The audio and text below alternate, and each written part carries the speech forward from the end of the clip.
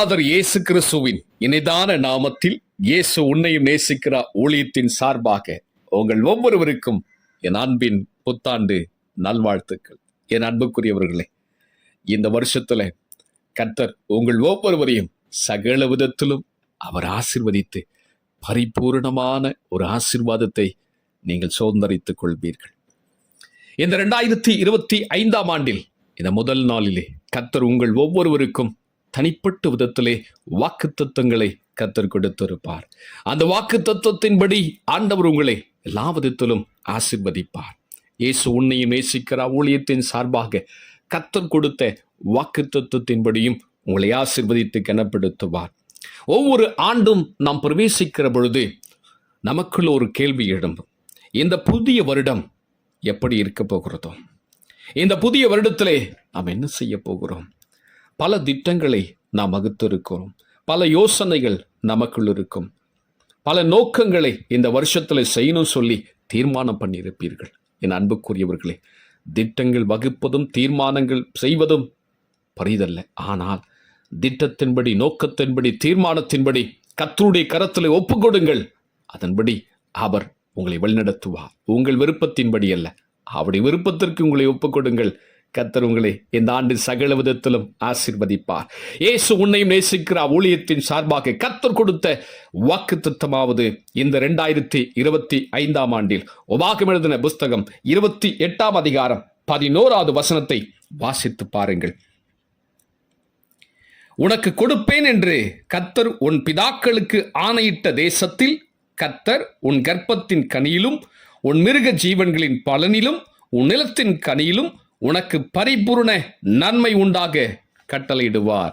ஆமை சொல்லுங்களேன். ஆண்டவர் இந்த வருஷத்திலே பரிபூர்ணமான நன்மை உண்டாக கட்டளையிடுவார். ஆமை சொல்லுங்களேன்.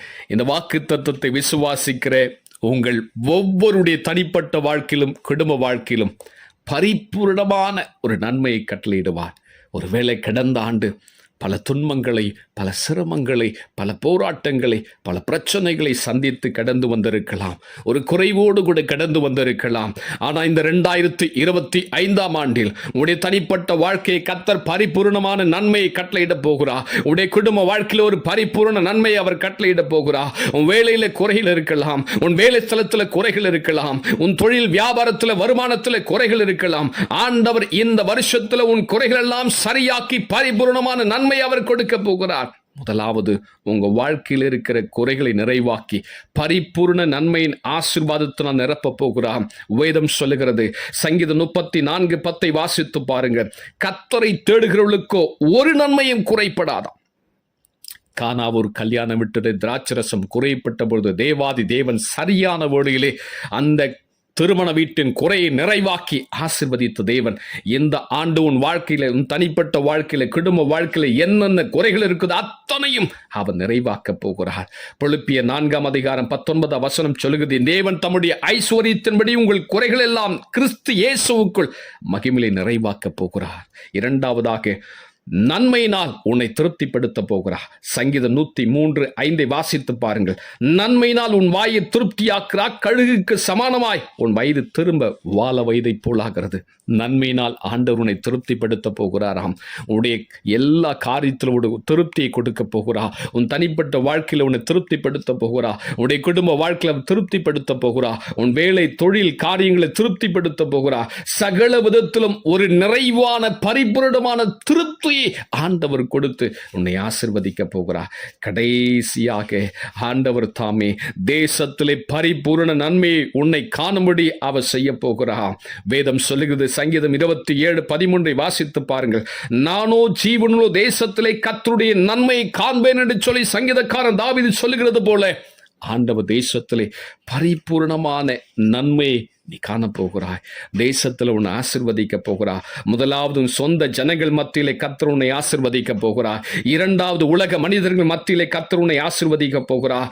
மூன்றாவது, தேவன் அறிந்தவர்கள் மத்தியிலும் அறியாதவர்கள் மத்தியிலும் கர்த்தர் உன்னை ஆசீர்வதித்து இந்த வருஷத்திலே பரிபூர்ணமான நன்மை உனக்கு கட்டளையிட போகிறார். உன்னை சகல விதத்திலும் அவர் திருப்திப்படுத்த போகிறார். உன் வாழ்க்கையில் இருக்கிற குறைகள் அத்தனை அவர் நிறைவாக்க போகிறார். தேவனுடைய கரத்தில் இந்த வருஷத்தில் உங்களையும் உன் குடும்பத்தையும் உடைய வேலை, தொழில், வியாபார, ஊழியத்தை கர்த்தருடைய கரத்தில் ஒப்பு கொடுப்போம். ஆண்டவர் பரிபூரணமான நன்மையை கட்டளையிட்டு வாழ்க்கையை திருப்திப்படுத்த போகிறார். ஒரு குறைவின்றி சகல விதத்திலும் ஆண்டவர் உன்னை ஆசீர்வதிக்க போகிறார். இயேசு உன்னை நேசிக்கிறார்.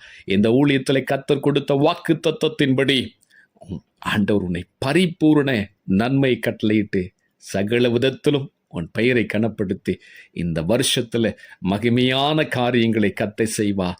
தடைப்பட்டு இருக்கிற எல்லா காரியத்தை கர்த்தர் முறியடித்து ஆண்டவரும் வாழ்க்கையில ஒரு வெற்றியை சிறக்க பண்ணி பரிபூரணமான நன்மை கட்டளையிடுவார். செபிக்கலாமா?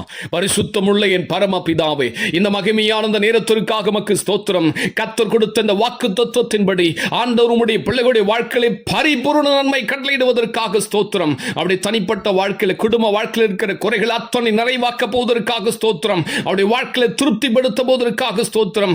ஆண்டவர் தேசத்திலே நன்மை காணும்படி கர்த்தர் சகல விதத்திலும் உடைய பிள்ளைகளை ஆசீர்வதிப்பதற்காக கோடா கோடி நன்றி.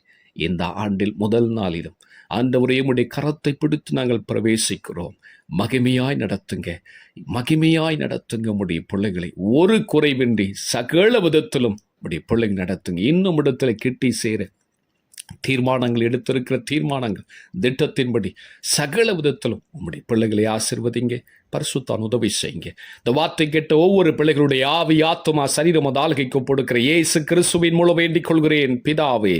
ஆமேன், ஆமேன். என் அன்புக்குரியவர்களே, இந்த 2025 ஆண்டில் உங்களை பரிபூர்ண நன்மை கட்டளையிட்டு உங்களை ஆசீர்வதிப்பார். God bless you.